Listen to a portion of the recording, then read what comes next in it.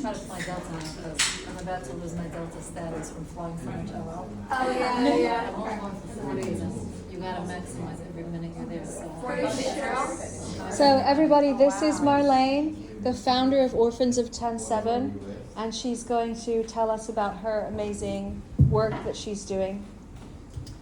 Shavua Tov, good evening. As she just said, Circe. Finally pronouncing it correctly. My name is Marlene Kolangi. I am the owner of K2's. It's a one-stop bridal shop for the exclusive bride in New York. And now the founder of an organization that unfortunately was established after October 7th called Israel Orphans of 10-7. To stand here in front of you young leaders of tomorrow and tell you what it's been like on the front lines for the past 27 months will not take me a few minutes. So I'm going to get to what I feel is important to leave you walking out of here feeling inspired and energized to join our mission. October 7th, I was in Israel visiting my daughter who was in college, and everything was happening so fast, and I know it was flying. But I asked myself, what am I doing to fight this war? How am I bringing back these hostages? This is not just a war to fight for the frontliners. And I asked myself, and I looked at my one daughter, I have an only child, I'm a single mom, and I said, children, who is taking care of the children?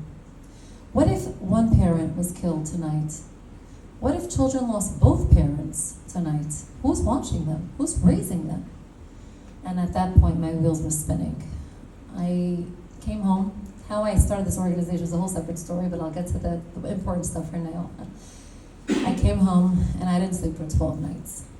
I literally called every single organization worldwide. Hi, are you taking care of the children who lost both parents? Are you taking care of them? And everyone's answer unanimously was, there's no way I could do it. I'm so overwhelmed with what I'm already doing. And that's when I realized that's going to be my mission. Now remember, the war started. It was absolute chaos. Nobody knew it was flying. The government was not volunteering information. I literally turned into an FBI agent. And it took me about 2 months, and I was able to get the names of 11 children who lost both parents. However, I knew there were 22, but I was wrong. There are 41 children to date who lost both parents. But it's not just physical loss. I was catering to the kids who physically lost both parents. How did I learn this? I got up on a plane in December when people were ready to start talking. And I went to Israel, clueless what I was in for. It was a one-woman mission. It was just an initiative. I was going to do what I can for the next 6 months until the government has everything under control, and I will give each child $1,000 from my own pocket until there's some sort of direction. So I went from home to home. I wanted to witness the loss, the devastation. What did they need? What was the loss? What are we talking about? Is the media perceiving everything correctly? Are we seeing everything correctly? And when I went, I realized it was not just physical loss. It was mental, emotional loss. Some children lost both parents emotionally overnight, and I'm going to explain to you what that means. Let's say a family lost a son. We have the Biton family. Their son was in the army. 18 years old, in the army for 6 months. Now, when you're in the army in certain units, you don't get to take home your gun for the first year. He was 6 months in the unit. He came home, October 7th happened. He took a sponge stick, if you know what that means, it's a broom, an Israeli broom, his slippers, and he ran out. And I don't know how, but he managed to kill 3 terrorists. His mother was in the safe room, left the window shade open. As gutsy as she was, she wanted to keep tabs on her son. She was there with her husband, her 11-year-old son, and her 9-year-old daughter. And she watched a sniper shooter kill her son in front of her own eyes. Needless to say, after the Shiva, the mother went into a mental institution. The father became a full-range alcoholic. So the kids were left with nobody. Overnight, they lost their mother, their father, and their brother. Who's taking care of those kids? The government doesn't recognize them, right? They're babies. That's when I realized 6 months in Israel, month to month, home to home, 11 kids, 14 kids, 18 kids, 22 kids. By Passover, I had 36 kids. But what about these kids who mentally lost both parents? And that's when I realized I can't stop. But I haven't been to work. I'm a single mom, and if I don't go to work, the bills don't get paid. Needless that I did not think for a moment that this would be what it is. I kept going to Israel every single 4 to 6 weeks, a week, 2 weeks, sometimes 3 weeks, from home to home, witnessing what was needed. And this was the turning point for me. After giving 6 months of my own money, all my life savings, to do what I'm doing, I went to one home, Sandra Cohn. She was from the Eri. She was in the safe room with her husband, her mother-in-law, and her 3 little children. She watched, in the safe room, her mother-in-law be murdered, her husband be murdered, and her 8.5-month-old baby, who was in her arms, be murdered. And after they made her witness all this, they shot her 5 bullets from her shoulder down to her thigh. And from the shrapnel, her 9-year-old boy got shrapnel all over his brain, and the 3-year-old was hiding behind, clutching to his mom for dear life. They didn't see him because she's so tall. I went to visit these boys, and who's watching them? Their 73-year-old grandmother. Sandra's in rehab. She's an outpatient for 1.5 years. And I'm talking to these boys, and I'm like, hi! 0 response, like zombies on their Xbox. What's up? No reaction, like literally zombies. And that's when it hit me. I said, this is what we're fighting for? This is the future of the Jewish nation? This is how we're dealing with trauma? Now, I'm not a trauma therapist, I'm a fashion designer. For me, this was a very rude awakening. And I could not sleep that night. And interestingly enough, God works in very, very mysterious and funny and wild ways. I couldn't sleep. I just kept thinking, what are we doing about this? How do I stop now? I mean, we're in already 7 months. I haven't been to work in 7 months. I gotta go back to life. But I can't. How could I let this be? It's happening under my own watch. That night I get a phone call from a follower on Instagram. Mind you, I've been shadow banned for over 2 years. So how he found me, I don't know. He says he's been following me for some time. He's an event planner in Israel. He has a family coming in from Los Angeles. They're making a bat mitzvah, and they'd like to be a part of what I'm doing. I said, I'm not following. How do you know who I am? He goes, this 12-year-old girl has been following you. And she told her parents, I don't want to party. This girl, Marlene, I want you to give her everything. Wow. Whatever you want to spend on me, give this to her, because she's doing unbelievable work. Imagine a 12-year-old. Okay? We're doing something wrong. And her parents said, no. We'll make you a party. We'll give her $18,000. So I said, amazing. I'll support 18 orphans who lost both parents with $18,000 for the month. And he said, no. I'm following you long enough to know you're always a step ahead. What is it that you want to do that's stopping you financially? Ding, ding, ding. I literally just came out of Sandra's home today. And I said, listen, this and this happened today. And I decided I want to open up a play therapy center in Israel. And he said to me, what is that? I said, I want to open up a center where kids come to heal through play, but they'll have no clue they're in therapy. He said, that's not going to fly here. This is Israel. It's not flying. I said, try me. He said, and what are you going to do exactly? I said, I have some ideas. If you stand behind me, we'll start. And I'll fundraise the rest. Guys, I had no clue what I was talking about. What does that mean? How much it's going to cost? Nothing. All I knew is that I wanted to be impactful. I wanted to create the change that the nation desperately needed. So I went to the city that I knew that had 54 people that were murdered, Ofakim. Asked me if I ever heard of that city before in my life. The answer is absolutely not. Crazy young me went straight to the mayor's office and said, hey, I came from America. You have 5 minutes for me? Pretty gutsy, no? I sat with him for 2.5 hours. He said to me, listen, it's very nice what you want to do, but this isn't going to fly here. I said, what do you have to lose by trying? It's not working what you're doing. Kids are not going to therapy. They're not going to school. They're walking zombies, for God's sake. How is this the future of your nation? Look at your future. What does this future look like? We're going to raise what? Kids who are self-medicating all day on drugs? That's what's going to be the future? This is what we're fighting for? How is this our future? What's the fight for? Did you ask yourself? And that's when I got him. And he said, fine. What do you need me to do? I said, give me a space and give me someone to work. I got the rest.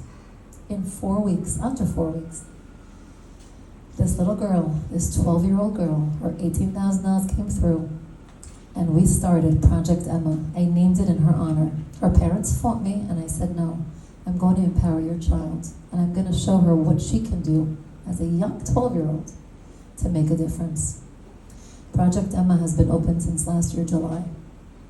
The first time that I was there, 2 weeks in or 3 weeks in, I see a little girl broken.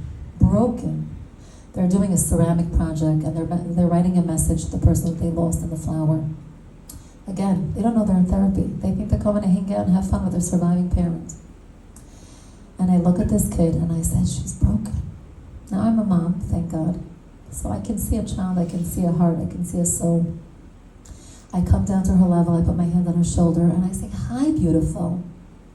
And she looks up at me, and she says, hi. And her father comes out frantic, as if I committed some crime. Get out, you have to come with me, I have to tell you what happened, I have to tell you what happened. I'm like, what? What did I do wrong? He said, I want to share with you my story. And this is the story that I just shared with you, the kid in the army, whose mother watched him be murdered. This child lost her voice since that day. She hasn't uttered a word. She hasn't spoken. She doesn't go to school. She flunked through school. She's 9. The 11-year-old boy had to do chores in the house because there was nobody there to help. He's cleaning bathrooms. He's not in school. He flunked through school too. And the 23-year-old brother was working to financially help keep the family up and okay to whatever degree it is. This kid lost her voice. This is the first word she uttered since October 7th. And he says to me, Marlene, I heard you opened this place for 6 months. Because I had no funding. Who are we kidding? He goes, how can you stop? If this is the impact you had on my daughter 3 weeks in, imagine what an impact you'll have on each and every one of these children. There's 41 kids here. How can you stop? You can't stop. You must promise me you won't stop. And I looked at him straight in the eye. And I said, Mr. Biton, we're not going anywhere. I stand with you and with your children for years to come. Guys, I don't know what I was thinking, but I stood with it. I stood by what I said. And I came home fighting like a warrior. And I said, I'm going to show the world what it looks like in real time in Israel. We're talking 27 months in. I went from an initiative, which was a feel-good little, I don't know what you want to call it, initiative, to creating a full-blown organization. I had 106 kids overnight, and I said to myself, what the hell am I doing? How am I going to support this? I can't support this anymore. I haven't been to work. I used my entire life savings. What's going on here? I created a board of directors, and we went from there. We established an organization that is very, very different from what exists today. I wish someone was doing what I'm doing so I can go back to work. But what we do is threefold. The first thing we do is we provide monthly financial stipends to each and every child in each and every family that desperately needs it. That means I know what's going on in their bank accounts. I know what they need. We give them between $500 for a kid who lost one parent and $750 to a kid who lost both parents. This goes every single month. I hand deliver it myself, as long as I raise it. The second thing we do is we created Israel's only play therapy center, where the kids come to heal through play with a surviving parent who unfortunately carries so much guilt. Because a child said to them, Ma, Dad, didn't you think about me when you let my parent leave the house with a bat, without a gun? Did you not think for a second that I'm going to remain an orphan? And they have to carry that guilt forever. So my point was to create new memories between parent and child so that they can live a happy, healthy, emotional life. And the third thing that I personally do every single week is I wake up super early, that's if I go to sleep, and I call each and every child in Israel. I personally call 151 children every single Friday. I'm a Sabbath observer, which means I start at 2 a.m. and I go on until Sabbath begins in Israel. It's about 9 hours. If I tell you how life-changing these phone calls are, you wouldn't believe. They wait for me. In fact, Friday, I didn't get to everybody. I let myself sleep for an hour and a half because I could not see straight. And I didn't get to everybody. So I left them WhatsApp messages, and this one widow calls me. She goes, "Did you forget about me?" And I said, "I'm actually about to call you." Let me share with you this widow's story. She was a beautiful they were a beautiful young couple. Her husband died serving in Gaza. If you walk into their home, there are post-it notes all over their home. "I love you, have a beautiful day, I miss you, keep smiling." Just, romantic notes all over the house. And she got up from the Shiva and she said to her sister, "I have a gut feeling that my husband left me a gift somewhere in my home." And she took a pregnancy test. And sure enough, she was pregnant. This is not the first child that we made a bris for. We made quite a few. She had 3 babies under the age of 3. She had a boy. Of course, the entire country's busy having boys. And I went to the bris. And at the bris, the father and the baby is supposed to say a blessing, the Shehechianu. And here was this widow who said the blessing, and I broke down. This was the first time I let any Israeli see me break down. I couldn't do it. I couldn't watch it. And I went over to her and I said, "Racheli, I'm so sorry. I couldn't be that person you needed me to be for you today. I couldn't." You know what she says to me? "You were everything I needed you to be for me today. I needed a friend. And that's what you were." Racheli is raising 3 little babies by herself. It's not simple. We're sitting here in America, we're living our life as best as we can, but we're forgetting in Israel, the aftermath is very heavy. But you see, I'm not here to depress you. I'm here to lift your spirits. I'm here to share with you the power of one. If this is what I was able to accomplish in 2 years, imagine if each of us here gets together and does something, how impactful we can be. Imagine I'm catering to 151 children. I just opened up my 2nd play therapy center in the city of Ashkelon. It took me a long time. I had to deal with so much bureaucracy you can't imagine. Like I said, in the fashion world, they don't teach you bureaucracy. I really had to learn, and I had to develop thick skin. But when you see that child smile, and you see him radiate with hope, you ask yourself, how do you stop? How can you stop? We gotta keep going. We gotta keep giving. We gotta keep doing. This Friday, I called a new widow that we have. She has 3 daughters. Her husband was part of the Matpa unit. Matpa is the elite counter-terrorist unit, I believe, you can correct me if I'm wrong, in the army. And it's a small unit, about 30, 40 guys. And he went into Be'eri. And what he witnessed the day of October 7th, you and I should not be able to watch on TV. The guy could not live with it. He begged the army for help. Now understand, our army was very busy fighting a 7-front war, and they're not done. And they couldn't help him in time. He found out his wife was 2 months pregnant and took his own life away. Now, why am I sharing this story with you? I just said I'm not here to depress you. Because the Israeli government doesn't recognize him as a hero. So he doesn't get the benefits of someone who deserves benefits. He will eventually. But right now, his wife's about to have a baby. I can't afford to take on more than 151 kids. I have a $3 million budget and I don't take a penny. I've been working for free from day one. So how do I help more children if I don't have the funds? And here on Friday, I couldn't reach her. I called a friend. I said, is Chen okay? Marlene, she had a baby. She went into early labor. She had a boy. I was like, shoot. There's a lot to do for Chen. She's a boy. She had 3 girls. Everything needs to be new. I'm heading now to Israel tonight, as I just shared. I'm running to the hospital tomorrow, and I'm going to go see what Chen needs. And she needs everything. Besides for financial help, she needs a lot of emotional support. He was an only child, so his mother clearly is not doing well. He doesn't have a father. She doesn't have family in Israel. Her family is in, I think Poland. She's fighting a very heavy battle alone. I believe Israel will come around, but what you and I have to think about is the aftermath. It's 27 months in. We're able to go on vacation and party and hang out, jazz clubs. Some of them are really trying to be business as usual, but they can't. I have children who are still not in school. Thursday, I am taking just my teenagers, 13 to 18, on a crazy adventure trip. You know why?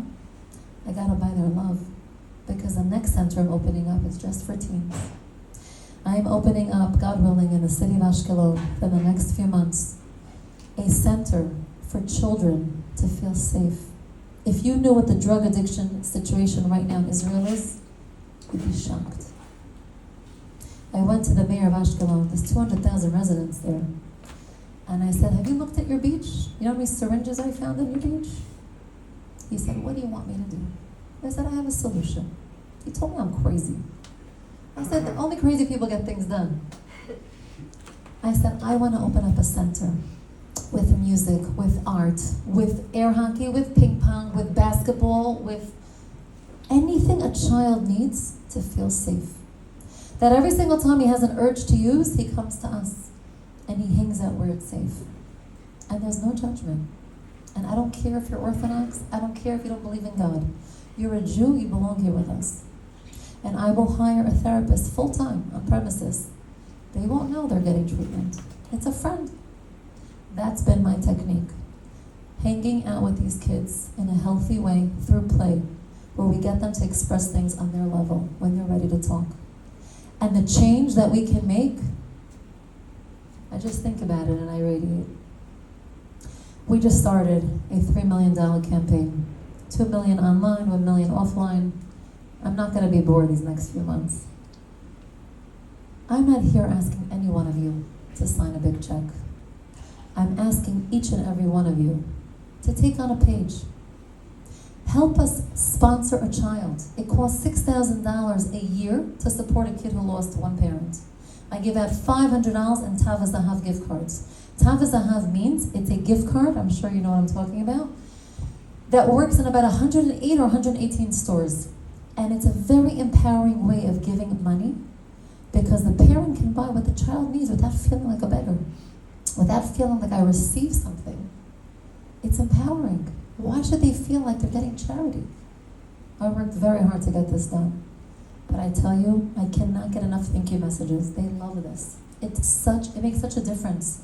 They can go grocery shopping, they can take their kid on a birthday dinner, they can do what's necessary on their terms. If you take on a kid who lost both parents, it's $9,000 a year.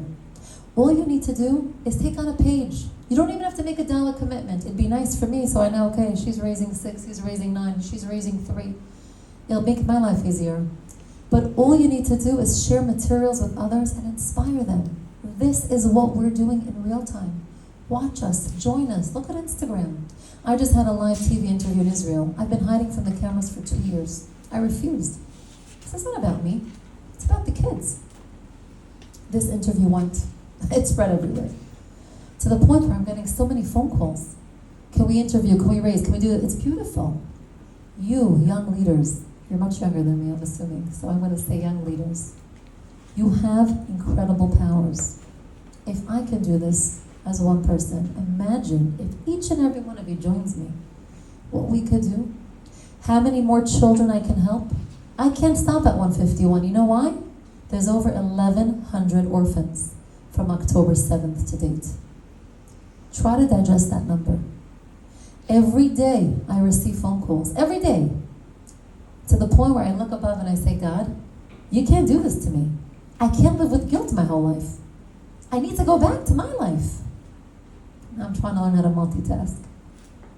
But you and I have that power. We together can make that change. Join me. Do this for your nation. Do this for a healthier tomorrow. If you want to go to Israel for years to come and see a beautiful, flourishing country, now's your chance to invest. You're investing in the long-term healing of our youngest heroes. They deserve to live a healthy, happy, impactful life. So join us. Let's do this together. Let's make a difference. Let's build a resilient, confident, strong tomorrow. If I show you our children from October 7th to date, who are at the therapy centers, you wouldn't believe it's the same child. Just like this child who lost her voice now learned to speak. Imagine every single child, what their powers are if they tap into it. I want you all to stand here confidently and stand strong. Don't listen to the noise out there. I had a protest in front of my house last week. I went out proud. The cop said to me, "You're so calm." I said, "They got nothing on me. They're getting paid to hate me. It's all good." Stand strong. Stand proud with the Jewish people. Stand united. Don't let politics divide you. All we need to do in times like this, especially now as we're about to enter another Iranian attack, is stand united. Put our differences aside.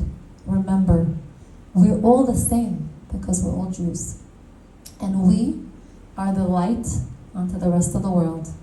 So let's continue to stand together and create that light because the world needs to be illuminated. Thank you for having me. Good luck with your new line. I head off to Israel now. If you have any questions, I'm happy to answer. What time is it? You have 10 minutes, guys.